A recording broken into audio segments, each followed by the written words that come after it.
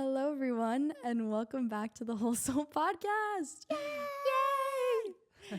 Today, we are welcoming my sweet, sweet sister, Sasha, and we are going to be talking about awakening the divine feminine within you and the process. We just created a journal, a self-guided journal with a whole process on awakening the divine feminine within you. So let's get into that. So first of all, I want to talk about your story. How did you even get to this place of realizing? Such a crazy journey. I will try and keep it as light and concise and brief as possible. But basically, I was raised in a very extreme religion. And by extreme, I mean closed off kind of from the rest of the world. This is what you do every day. You don't associate with people that aren't in the religion, and your only purpose in life is to convert others to the religion. I will say what it is. Jehovah's Witnesses, if anyone's ever heard. Dun, dun, dun. Dun, dun, dun. I've heard in stand-up comedies, people call them like the Harry Potter of Christianity. Oh my God. Wait, why? Because they like walk around with their suitcases and their glasses. Really? And they're like knocking on Oh my doors. God. And they're like, have you heard about God? Yeah, they've knocked on my doors before. Yeah. They've knocked on everyone's doors. They're like everywhere. Except for here in Panama. Thank God. Well, in Florida now. Anyways, so I was raised by a single mother. We were extremely poor. So for people that don't know, the Jehovah's Witnesses versus like the Scientologists versus like the Mormons, it's like Walmart, Super Target, and then Whole Foods. So Jehovah's Witnesses predominantly target impoverished neighborhoods, people that need community. They have entire missionary programs that go into prisons and bring people directly from prison into their congregation. Whoa. So it's just, as you can imagine, kind of this really low vibrational way of practicing religion. And so I was raised in that from 0 to 17. At 17, my mother excommunicated me, and my whole family at that point, my mother's side of the family, was all Jehovah's Witnesses. So I ended up losing my entire family at 17 and was just forced to find my way in the world, having, no education, no money, no resources, nothing. And so that taught me a lot. So excommunicated, that means like banished pretty much, right? Yes. Yeah, totally. So like Amish excommunicate as well. Yeah. So yeah, you're just kicked out of your community and no one will talk to you. Yeah, dude, you're literally like the strongest woman I know. Thanks. It's been a journey. Yeah. I'm exhausted.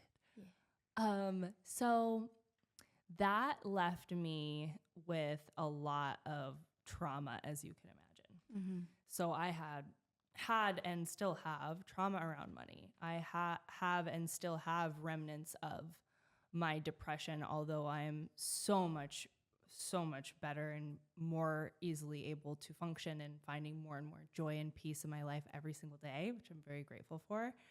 But yeah, it left me in a really dark place. So from 17 to, I would say, 23 was probably the worst of my years of like literally battling suicide, partying all the time just to kind of like get away from my demons. Yeah. And also just letting kind of the worst, I wouldn't say the worst people, but a lot of people that did not have any good intention for my healing or my feelings or my best interests at all directly into my life, and them just kind of manipulating and continuing to perpetuate my trauma. And so it wasn't until I did start doing some therapy once I got to a point where I was just like, I could barely make it through the day. But it wasn't until I started my spiritual practice at that point to, I think I was around 22, 23, I had completely closed myself off to the concept of God. I didn't want to talk about it. I didn't care about the Bible. I didn't want to hear anything about religion.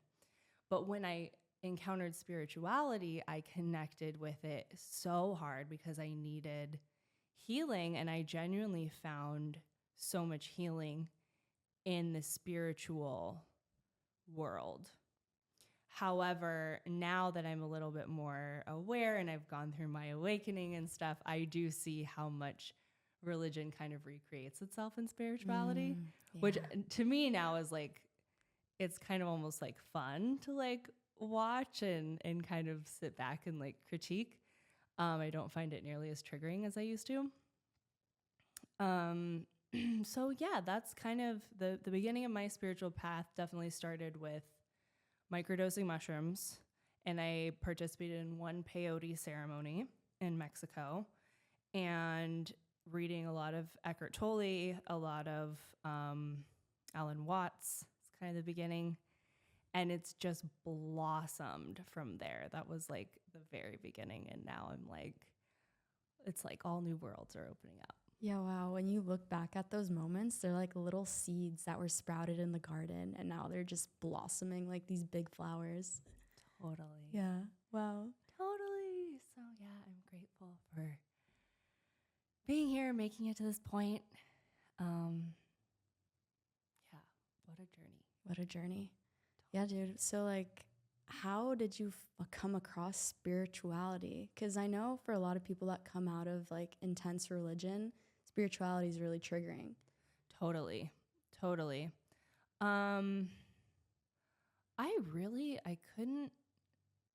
couldn't tell you. I think my first access point was just reading about the healing power of the sacred plant, which was peyote at that time. That's what Chuma, right?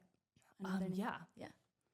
Yeah, and I was just so kind of desperate to try anything. And I'd heard stories about how healing it could be, and I wanted to try it. And so I tried it, and that I feel like that was my initial access point. All the like spiritual literature started coming later. Yeah.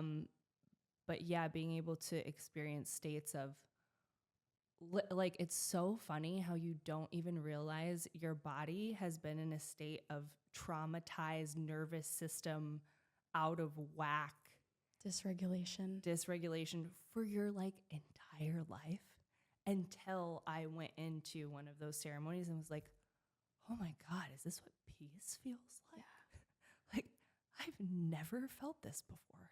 Yeah, dude, because you like subjectively feel it. Because people talk about it like there's objectivity versus subjectivity, and like you can read about these higher spiritual states or like hear people talking about love and peace, but until you subjectively experience it in your own body, it's really hard to like link the two. 100%. Yeah. 100%. And I can relate to that. Like for me, what opened me up to like subjectively knowing it in my body was mushrooms, and like all of these things opening up within me that just allowed me to go deeper and like feel my inner child and feel the parts of myself that I was rejecting and repressing and like hiding from my whole life. Yeah. So yeah, plant medicine is such a opener to really subjectively understand and feel it in your body. Totally. Yeah. And you just experience it firsthand with literally no effort. You don't have to think about it. It just comes.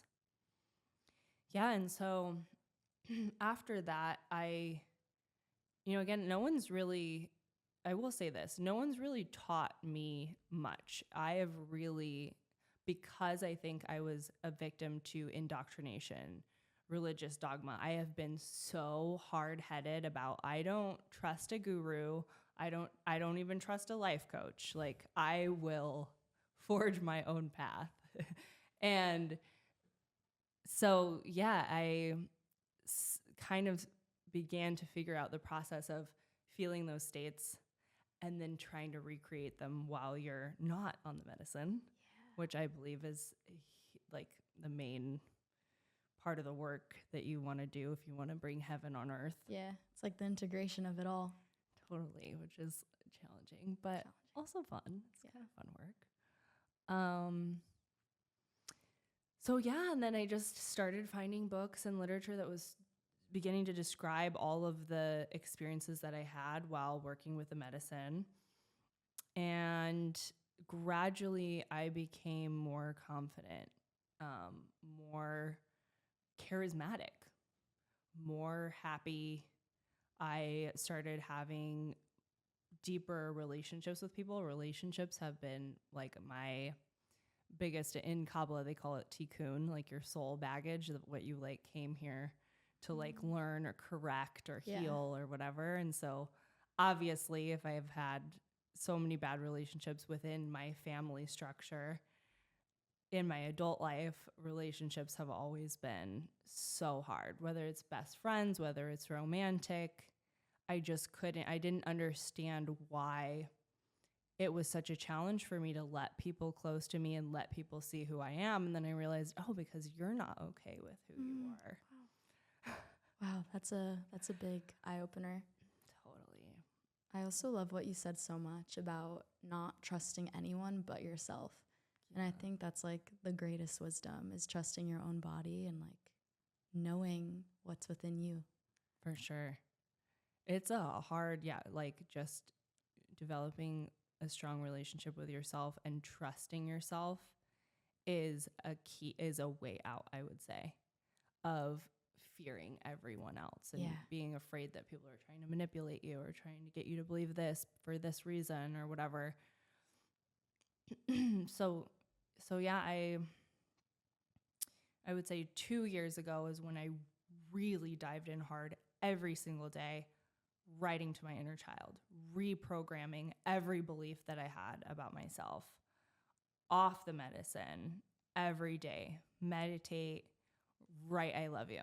Sasha loves Sasha, right? Me. And then also like trying to, so if there was something I wanted to embody, which I still am working on, my financial abundance, which I had to get rid of so many blocks. Religion, my religion, that religion, Jehovah's Witnesses, will keep you so fucking poor. And I was programmed that way from the beginning of time. And yeah, the last like 2 years, I'm like, it's so deeply subconscious that like money is evil. Yeah. And it's such a lie. Money is just energy. Yeah. So yeah, I've just started my affirmation work, my meditation work, my spiritual practice every day.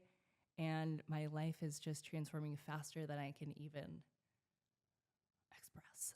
Yeah. Wow, dude. Literally since the moment I met you, which was, I don't know, it was a little less than 2 years ago, you're not the same person. I'm literally not You're not the same person. Even last year when I first saw you in Vinau and when we sat down and got a coffee and we were just talking about our lives and what we're leaving behind and what we're shifting into, I just remember you wearing these little like square glasses and this like tech t-shirt. You're this little nerd, which is still you. Oh, but I'm like totally a nerd. Totally a nerd.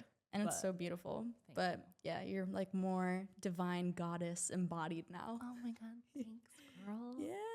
So another part of my journey, which I think a lot of people are not comfortable with, is, you know, my connection to the spirit world. And I think there's so much like what do you call it? Unclarity is not the word. Distortion? Distortion? Yeah. I'm learning all these big words. Like a true nerd. But there's so much distortion and fear around the spirit world because there's not a lot of like information around it, right? And so when my awakening happened, which I will define as my extrasensory started to come online, and I started seeing beneath the illusion, and I started seeing energy patterns, and I could see if someone is smiling at me and wearing a Love and Light t-shirt and what their soul is actually, you know, doing. And there's so many, I think there's a saying, wolves dressed up as sheep everywhere in this video game Big that masks. We play, for sure. And so once that's a whole nother level of the spiritual awakening that I think especially every woman has the potential to access, because we have the portal where the soul enters the 3D realm, which is now probably more like 4D. But yeah, I think it's very interesting how in society, there's the psychic is like this, there's only like one or two every, few miles radius if you're in a city, or there's like, in tribal communities, there's one shaman. And it's this really rare phenomenon that, someone can access and interpret the other side, which I guess am apparently here to challenge and say, I think that almost every woman, if she were to kind of complete a spiritual awakening process, has access to. Totally. And I think every man too, but it might be slightly different. I'm not sure. I'm sure it's slightly different for everyone. Yeah. But anyways, where I was going with this, spirit guides, ancestors, yes. Excuse me. As I began to awaken to energy and start to read energy, I've actually started to open myself up as a channel. And so when I talk about awakening the divine feminine, I communicate with the divine feminine. It's an energy, it's an archetype, it's the goddess. There's a different goddess archetype in almost every tradition around the world. But the information that I receive from her is very much, she is really upset at what's going on with her babies of Earth and the management of humans here, and how much healing that wants to come through. And I think a lot of women are feeling this right now, almost this kind of rage for the state of the world, which I'm sorry, but it's been almost completely in the hands of the masculine. Yeah, totally. Yeah. And so I love, hearing about alternative solutions for healing our inner child, dancing with our shadow instead of slaying our shadow, aka war, and how we can sort of balance these scales and bring in a new era. Yeah. The way that I like to look at it is that the masculine has been so like in charge, kind of like a scale. And now the repressed feminine is rising and it's coming back to balance. Yeah. And I really believe that the way that we can make change and like bring this energy in and make an impact on a macro scale is when we start in a micro scale and first start with ourselves, which is why this work that you're doing, that I'm doing, that so many women are doing right now is so powerful. And the work that we're really bringing in with this journal that we co-created is creating these changes on a micro scale so that it ripples out to the macro. Yeah. And it's so empowering too, to be able to say like, here's a guide of how I climbed out of my shit. And if you're interested, I feel like it's a way of like, let me empower you to do the same without having to convince you or put you through a 3-month program, or just like teaching you how to self-heal. And these are kind of like the building blocks that we've figured out on our path, and just handing the power right back, Yeah. So for me, like why this divine feminine journal came to be is I always loved writing, especially when I was like 16, 17, 18, when I was dealing with like deep depression, anxiety, like suicidal thoughts, all these demons that I was battling at the time. Writing was the only place that I could go and just sit with myself and really observe what's going on in my mind and my thoughts, and kind of like discerning what I actually want and what's coming from my heart versus like my ego. And it's been such a beautiful journey of unfoldment, of self-discovery, and like facing the parts of myself that I was rejecting and hiding from, that I wasn't really aware of, and bringing all of that to surface, like connecting with my inner child and communicating with her, and like giving self-love and accepting myself as I am. And writing really brought that. So I feel that this journal has been such a dream come true to like see manifest, because yeah, like writing and self-reflection has been literally what saved my life for so many years, and to give that back to the world and to women to awaken is like the most beautiful thing ever. And to do it together to women who are empowered and like finding their way is, wow, It's so beautiful. such an honor. Like it really is such an honor to do this work with you. Yay. Yeah. Oh my God, I'm so proud of us. But yeah, you're so right. Like writing it's so powerful, and I think, you know, we don't give it enough credit. No, we don't. Yeah, I have like manifestations that I wrote like 2 years ago that I'll like read back and I'll be like, oh my God, that's happening now. Yeah. And it all started with idea, pen to paper, right? And then for sure too, I completely agree with you, the therapeutic aspect of writing. And just like sometimes, for me anyway, my darkest thoughts, my rage, my grief, my depression, my shame, I don't want to necessarily put that out into the world by speaking it to another human, you know? And sometimes it's so relieving just to get it on paper. No one's judging me. It just is. And you just get it out, and then it's out of your body. Yeah. And you can burn it if you want in a little ritual, or you can save it for later to see how much progress you've made. But I think like, yeah, getting all that energy out of your body in some way, it's beautiful. Yeah, it's for you. It's just for you. And to be honest with yourself and where you're at. Totally. And just having that seed of like, I want to shift, I want to change, I want to create a life that is aligned with my intuition, my values, and my heart. Yeah. And not give my power away to anybody outside of myself. Totally. Ever again. And it's really interesting that like in my like Kabbalah studies, they say that like the ego, as much as we kind of demonize it, which it is a bit of a demonic force in some ways, its only job is to trick you out of doing all the wonderful things that you want to do.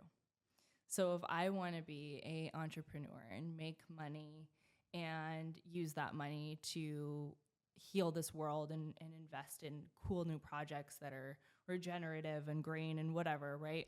I want to do all these beautiful things for humanity. And then on Monday, I'm stuck under the covers, under my pillow, shaking in my boots because I can't figure out this piece of technology that I need to, you know, bring my dreams to life. And then all the negative thoughts start coming. You're not worth it. You could never do it. I'm not capable.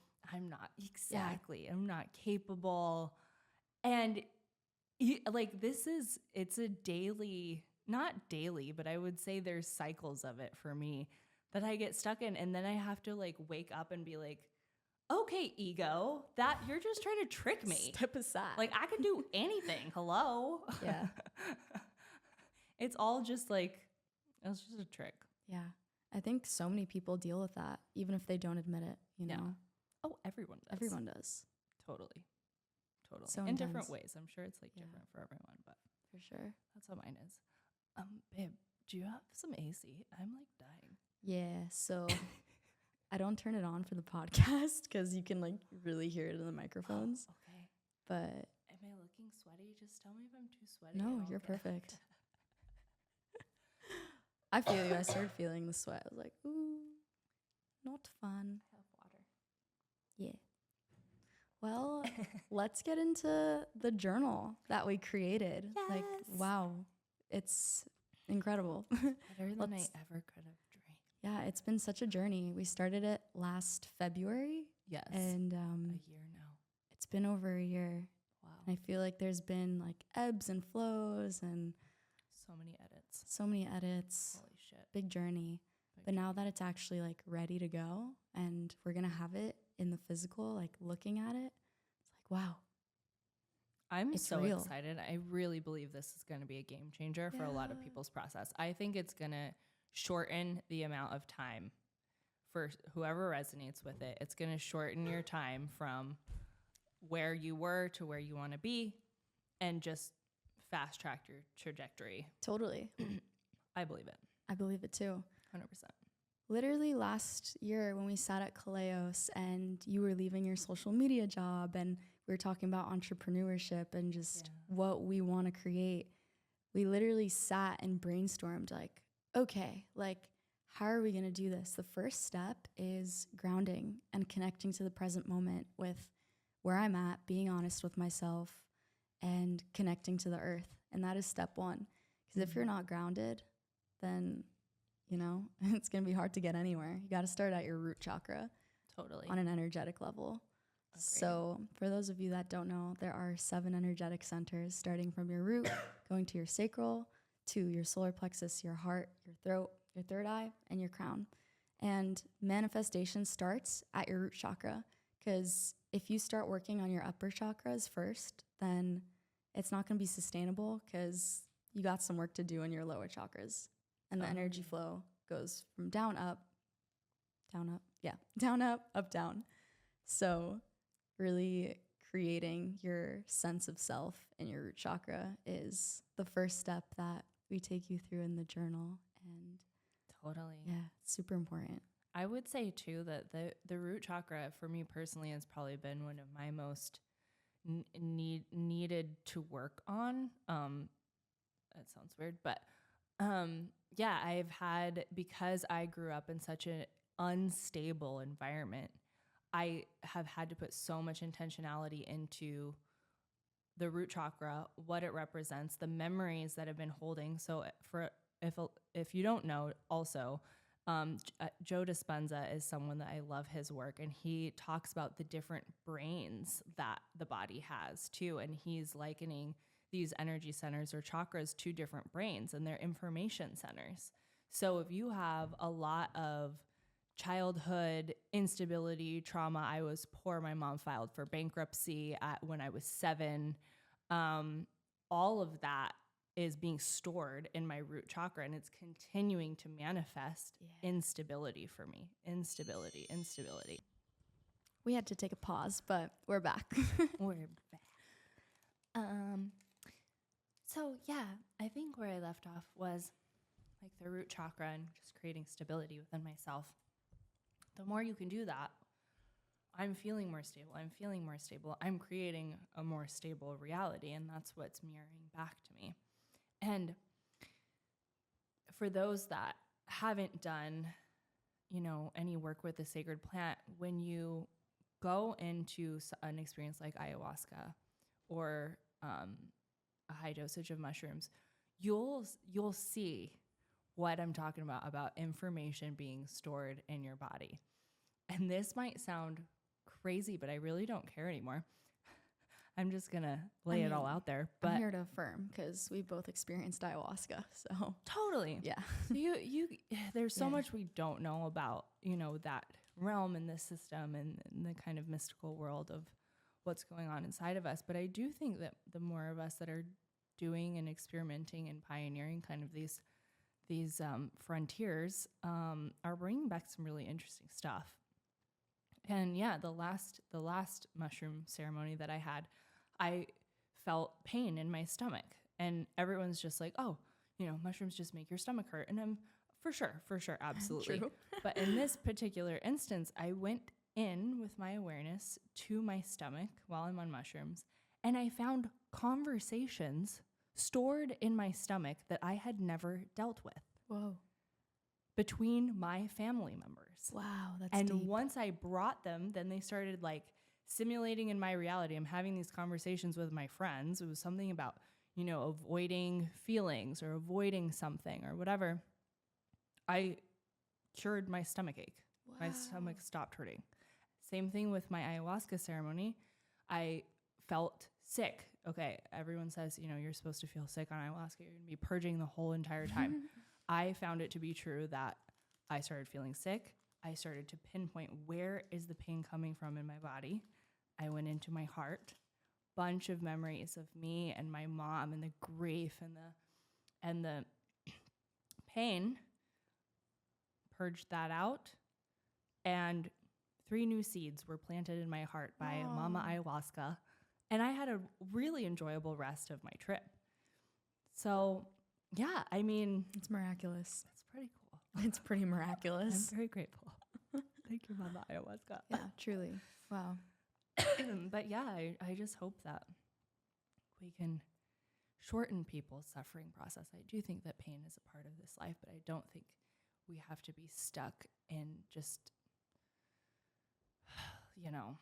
suffering for years and years and years and waste so much of this life experience, Yeah. I think what we're doing and what we're bringing with this journal is like the permission to do the work and showing that it's safe and that it's okay and that you're safe in your body and that you can trust yourself through the whole process.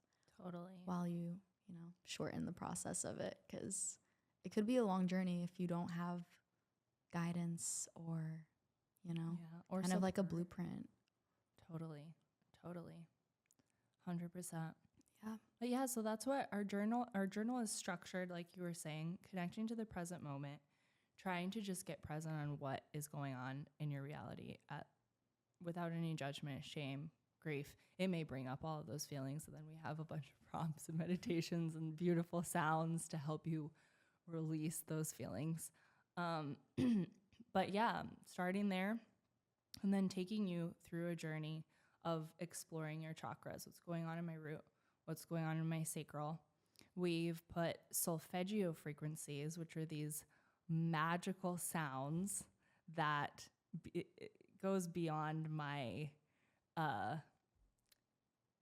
universal knowledge to be able to describe why these frequencies are so magical, but I will try. Essentially, the Solfeggio frequencies were used by monks of ancient time, and they were using them in a lot of healing, chanting, whatever. Turns out the mathematical aspects of the frequencies are like so perfect in whatever musical, mathematical way. And they're able to help tune your chakras as if you were an instrument. So we put those with our meditation so that even if you're just listening and you're not doing any of the guided whatever, they're going to make you feel better. Oh, yeah. Wow. Oh, yeah. I love putting on Solfeggio frequencies for whatever I'm feeling. Like even if I'm just cooking dinner, or putting on angel frequencies. Like I love 777 or 888, which is the abundance gate frequency. And wow, you really feel the shift in your being. Oh my God, for sure. When you just do it consistently. For sure. And it's so much better than like reaching for a drug, The drug may give you a lot more instant gratification, but I think these frequencies are so much healthier for your long-term longevity, health, wellness than just trying to like take a pill to get rid of the pain, because it just never gets rid of it. It's always going to come back. Always going to come back. It's like a Band-Aid. Totally. But yeah, facing your shadow, meeting your shadow, that's a big part of it. And that's working through your sacral and your solar plexus. And then the next part of the journal is meeting your inner child. So my favorite. Our favorite. Because it's like introducing play and amusement and joy and, not taking things as seriously. Like, of course, like it's serious stuff that you're dealing with, like your shadow and, but yeah, just bringing in love and softness and ease to the whole process and being super kind and loving with yourself. Because I think that's like the most important thing. I think so that gets you through it. Just being patient and kind and loving and gentle. Absolutely. Changing your inner monologue, the way you talk to yourself. I remember when I first started doing like inner child monologue, like changing my language, I didn't even realize how negatively I was speaking towards myself. Yeah. Wow. That's a whole awakening moment in itself. For sure. When you feel and see on paper like how you're actually speaking to yourself. Yeah. It's crazy. Absolutely. And the other really cool part of inner child healing, I grew up thinking that I was only logical, analytical, rational. And over my last few years now, I am a DJ. And my connection to not only sound, but music in general, and now my connection to movement and dance, as I've been doing this work, the inner child is your creativity.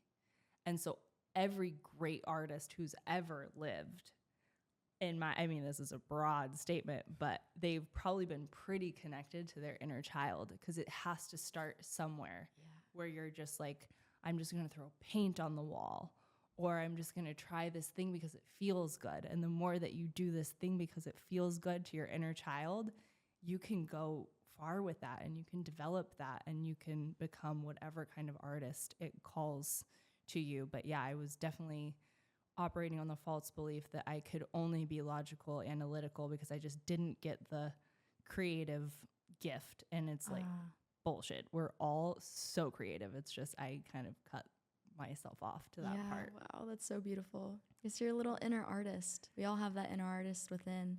And when we unlock it, it's like, wow, the possibilities are endless. The world needs your art. The world needs your art. We need your art. We do.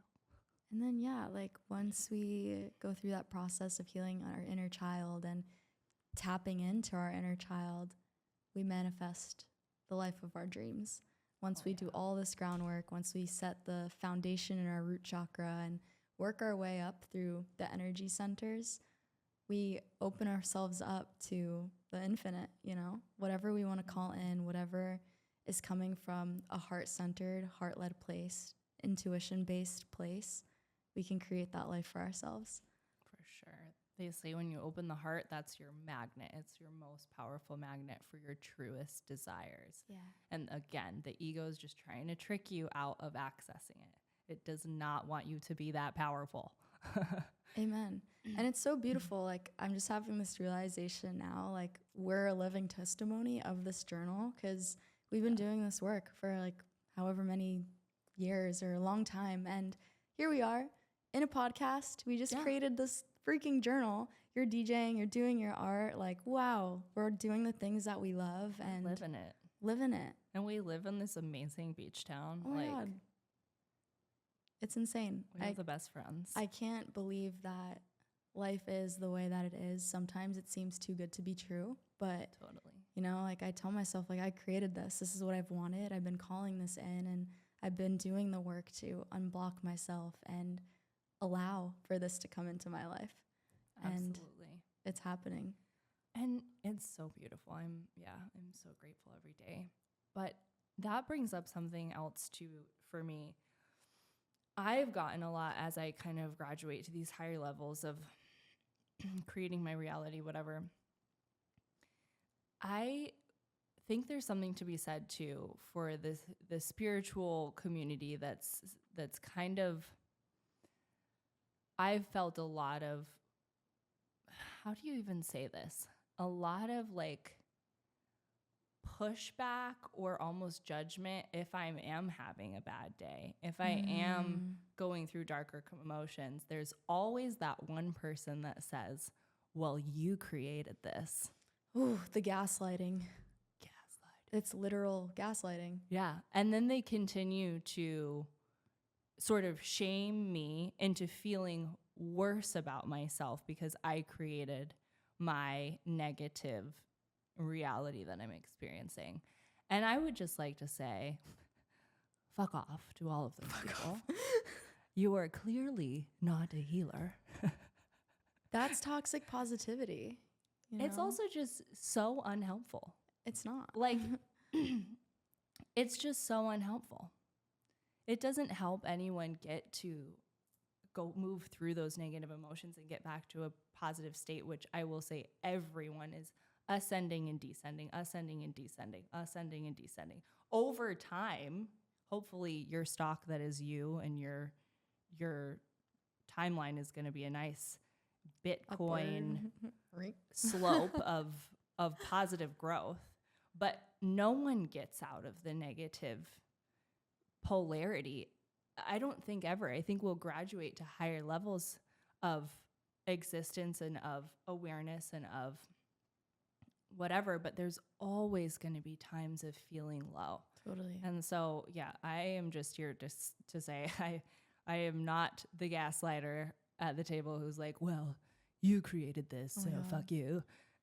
Yeah. I actually genuinely want to help whenever I can and be a healing force in the world and try and spread positive encouragement, compassion for sure. We've all been through a lot of shit. And yeah, it makes me happy when I think about me being that for the world. Yeah, wow. Neither you or I are like that. And people that do that, it's like not an empowering thing at all. There's a lot of toxic positivity too in the spiritual community. And I find that if I'm feeling down, I almost feel like it's hard to be authentic and fully vulnerable with how I feel if I'm in a bigger group of people, because I just know that certain people can't hold it or receive it in a way of like softness and compassion. And there is that gaslighter energy of like, well, you're creating this and, you know, you got some shit to do and shit to work on, rather than, you know, being soft and holding space. Yeah. And like, they don't have to hold space, but, you know, just like, can I get you a club soda? I feel like yes. So yeah, it's really intense. And I feel like that's a very common thing that I experience with the spiritual community. Totally. Yeah. But, you know, we just keep swimming. We just keep swimming. We're swimming. Yeah. Like, oh, there's a shark. Fuck you, shark. Yeah. Keep swimming. Yeah, and I also want to say, like, being in this place now of, like, creating my quote-unquote dream life, and I say, like, I'm so grateful every single day, and I am, like, generally happy, and I'm in a much better state of being and state of inner peace than I ever was before. But there are days where I feel like I'm losing my mind and I'm losing my shit because I'm like, what's going on? Like, totally. It's so intense, the things that come up and, like, the old beliefs and patterns and thoughts. And yeah, it's like, it always comes up, you know, and you're always gonna deal with it. And one thing I will say to validate that as strongly as I can is, okay, we are one. Some of us are doing our healing work, right? The principle, the actual universal law of we are one means that I am still on a cellular level connected to the people being bombed right now in the Middle East. So if I have a fucking bad day, I am feeling what's going on with the other cells that exist on the planet that I exist on. The world's not that big anymore. I'm so glad you bring that up. We can talk to people in 1 second via WhatsApp. It may sound like a imaginative statement to say that I can feel the pain of what's going on the planet, but some of us are highly empathic and some of us can. Totally. And so if we need to have a bad day, we're going to have a bad day, and that's just what it is. You know, we're feeling the collective consciousness. That's what it is. Totally. You know? It's like a mycelium network. We're all so intertwined and interconnected. And to think otherwise is kind of crazy, in my opinion. Absolutely. You know, we're not separate. No. Yeah. And we're not free until we're all free, you know? And it's like, it's such a complex world with so many complex issues right now. But yeah, I don't pretend to turn away and just be like, oh, I'm love and light all the time when all this crazy shit's happening on my home that is the planet of Earth, and within my community and within the people that I love, their people that they love are hurting. And of course, it's a LinkedIn network. I can feel it through my body, you know? Totally.